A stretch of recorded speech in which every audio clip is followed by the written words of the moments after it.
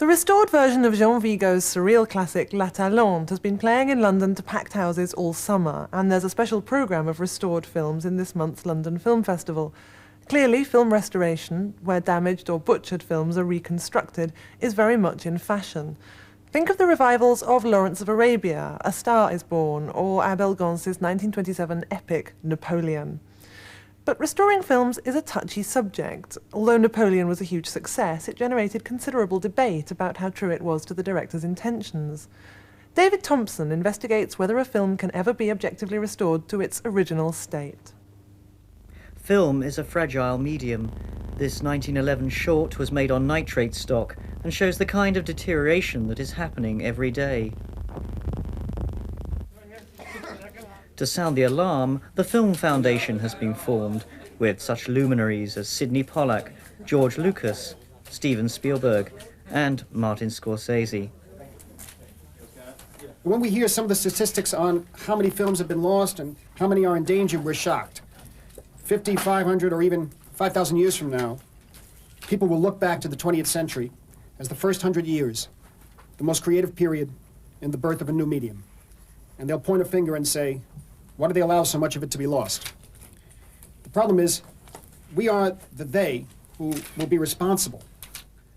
In fact, all of those people are gathered together to say, we have to put ourselves, our prestige, our reputation on the line to defend the cause of film preservation. Really has given us a leg up. It means that we have a much greater leverage in our dealings with the producers to be able to say to them, this matters. It also dramatizes the importance of film preservation for the general public. Archives throughout the world are fighting this race against time and are now revealing their treasures to the public. Among the UCLA archives' success stories is the first film to be made in full Technicolor, Becky Sharp. This was how the only available prints used to look.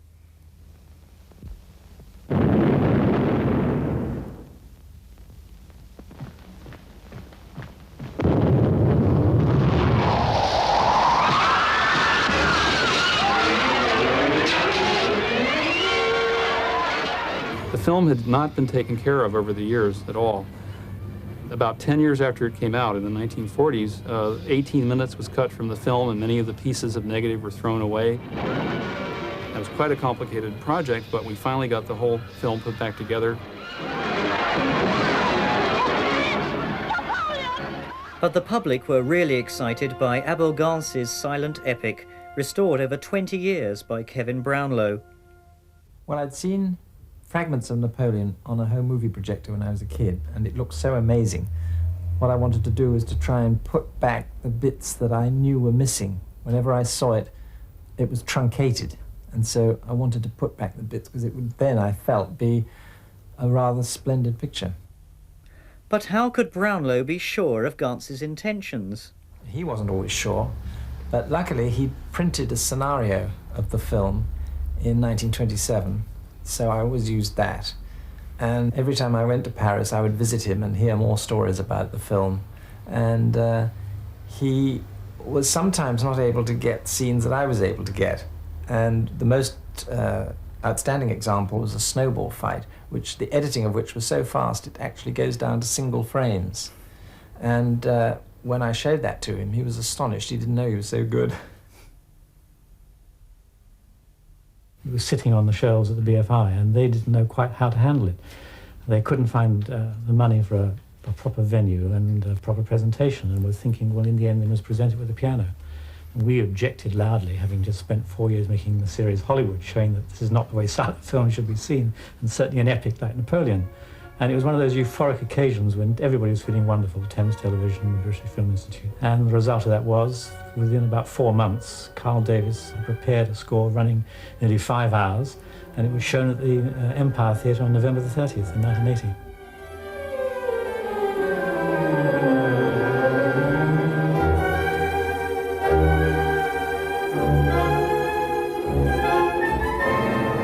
At the same time as the London screenings, preparations were underway to release Napoleon in America. With Francis Coppola as sponsor, this became an event, but it was also a very different Napoleon. To fit the film into a 4-hour program, it was run at a faster speed, and some scenes were cut.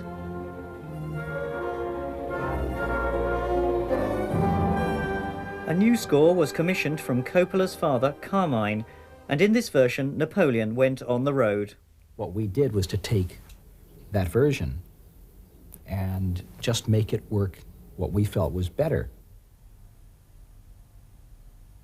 There was one shot where Napoleon is rescued and he's on board ship with his family, and he's fainting, and he lays back and his eyes roll up into his head, and it's a very silent, filmish, overacted scene, which a lot of people like, but in this country, it got laughs, and that's a point where you don't want to laugh.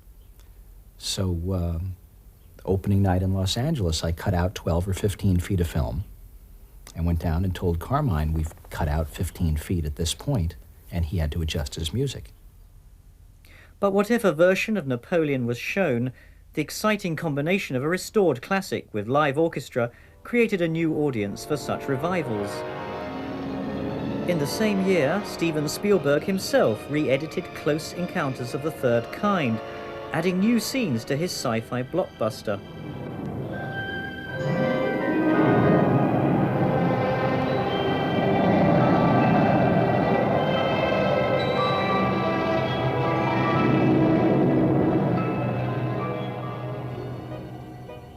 And a year later, fellow movie brat Martin Scorsese's ambitious musical New York, New York was re-released with scenes once cut by the distributor, now restored.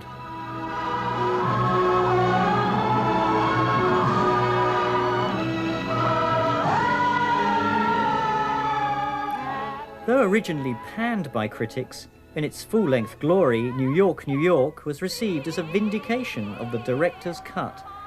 Remembering that French critics in the 50s had hailed the director as author of a film, this new generation of filmmakers have eagerly adopted the idea for themselves.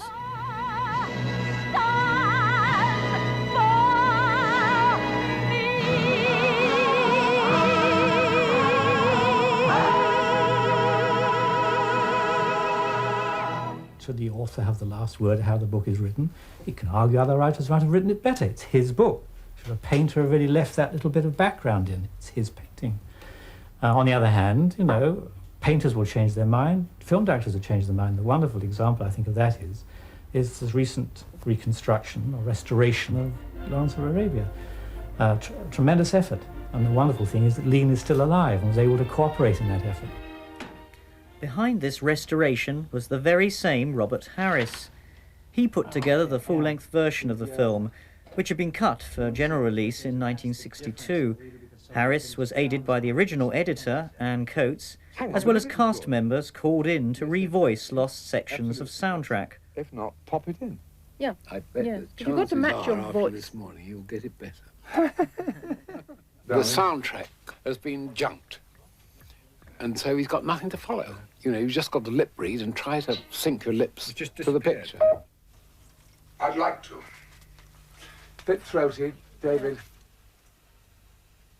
David asked a very simple question. What he said was, would you rather have a terrific restoration, or would you rather have Lawrence of Arabia be the film that it should have been in 1962 and can still be? And he said, if that's what you want, I'll stay here as long as I have to, and you and Anne and I will recut the whole bloody film together until it's right. And that's what we did. I mean, how do you argue with something like that?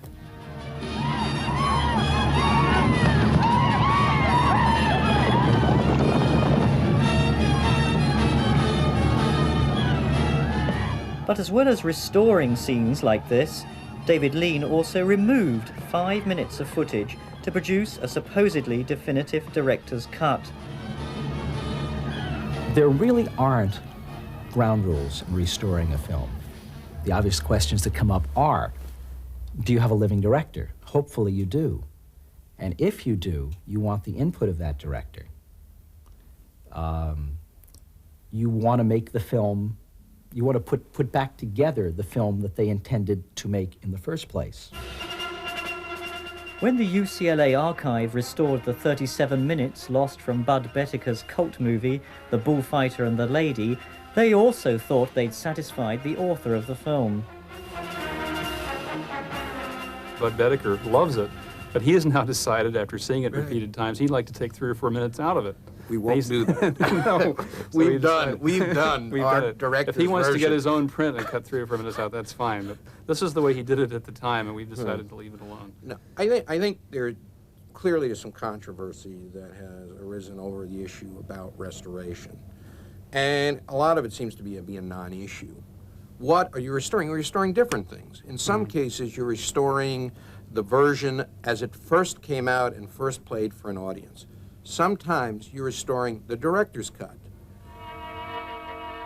This year's major revival, the French classic L'Atalante, posed the ultimate challenge to the restorer. Its director Jean Vigo had died in 1934, only weeks after the film's disastrous Paris premiere in a butchered version. 2 French filmmakers have now put together a new cut, which they claim is how Vigo really wanted the film to be seen. In their restoration, newly discovered scenes such as these were added to an original print from 1934.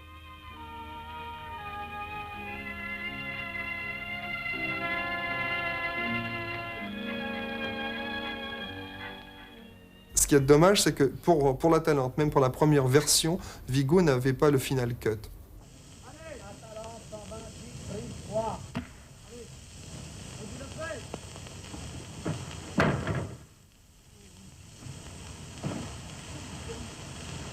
Ce qu'il faut bien savoir aussi, c'est que Jean Vigo, théoriquement, n'était pas d'accord avec le premier montage et il voulait apporter un certain nombre de modifications. Bon, c'est assez flou, mais on pense que c'est comme ça.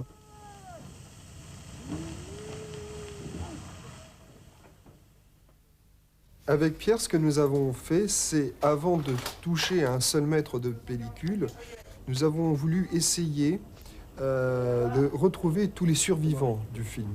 Et à partir de toutes ces rencontres, nous avons pu récupérer le scénario littéraire du film et surtout le découpage technique avec tous les numéros. Mais ce qu'il y a de très important, c'est que ça nous sert en gros de Bible pour respecter l'auteur au maximum. Il faut bien que le public sache, c'est qu'on ne va pas prendre des initiatives personnelles. En aucun cas, on ne veut pas, nous ne voulons trahir l'œuvre de Jean Vigo. Nous sommes au contraire là pour le servir. Interpreting Vigo's intentions has involved some controversial decisions, like creating an optical effect Vigo could only describe in the margins of his script. This was how Michel Simon's wrestling demonstration looked in 1934.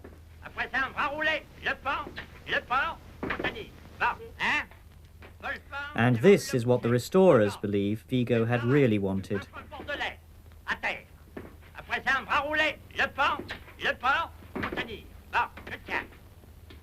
Since the director is not around to approve the result, can a restoration like this be truly authentic?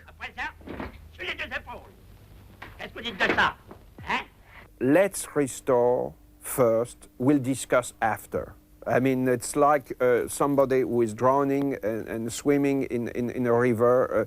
The first thing, he will get to the bank, then we'll discuss about the immortality of the soul after.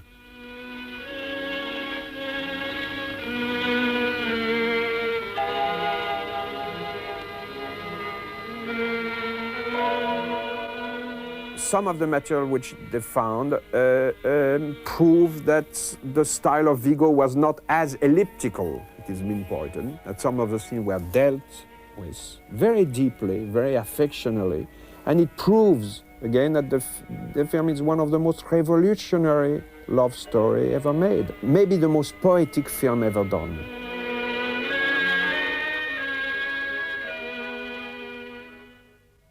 L'Atalante ends its long run in London this week, but can be seen next week in Cambridge, Derby, Glasgow and Oxford. Meanwhile, the complete restored version of Lawrence of Arabia is now available on video, and it really is complete, even including the intermission.